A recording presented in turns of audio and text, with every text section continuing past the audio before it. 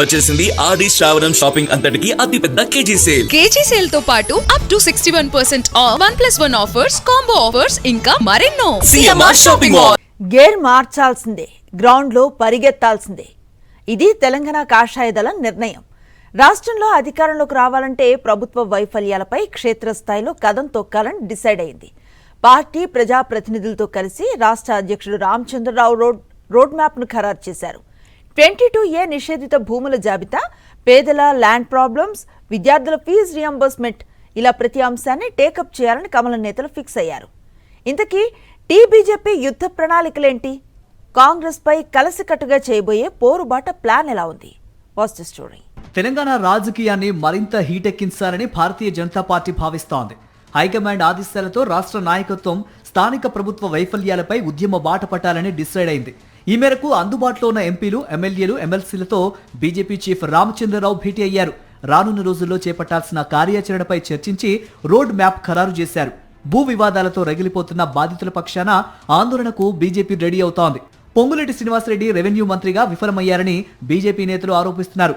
22A భూ బాధితుల పక్షాన కలెక్టరేట్ల ముట్టడి కార్యక్రమానికి కమలనాథులు ప్లాన్ చేస్తున్నారు. ఇప్పటికే చేపట్టిన ఫీజు రియంబర్స్మెంట్ బకాయిలపై లడాయిని మరింత తీవ్రతరం చేయాలని నిర్ణయించుకున్నారు. సీఎం ఫీజు రియంబర్స్మెంట్ బకాయిలపై అడ్వాన్సులు ఇస్తామని ప్రకటనలు చేస్తూ ప్రజలను, విద్యార్థులను తప్పుదోవ పట్టిస్తున్నారని కాషాయ పార్టీ మండిపడింది.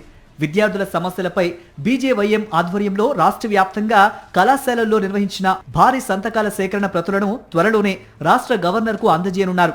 అప్పటికీ ప్రభుత్వం స్పందించకపోతే బీజేపీ రాష్ట్ర అధ్యక్షులు రామచంద్రరావు 48 గంటల నిరాహార దీక్ష చేపట్టాలని పార్టీ నిర్ణయం తీసుకుంది. ఆ తర్వాత కళాశాలల యాజమాన్యాలు విద్యార్థులతో సమన్వయం చేసుకుని రాష్ట్ర వ్యాప్తంగా కళాశాలల బంద్, మహాధర్నాకు స్కెచ్ వేశారు. రాష్ట్రంలో నెలకొన్న భూముల అక్రమాలపై ఎంపీలు, ఎమ్మెల్యేలు క్షేత్రస్థాయిలో ఎక్కడికక్కడ పోరాటం చేయడంతో పాటు ప్రజల్లోనే ఉండేలా చూసుకోవాలని చర్చించారు.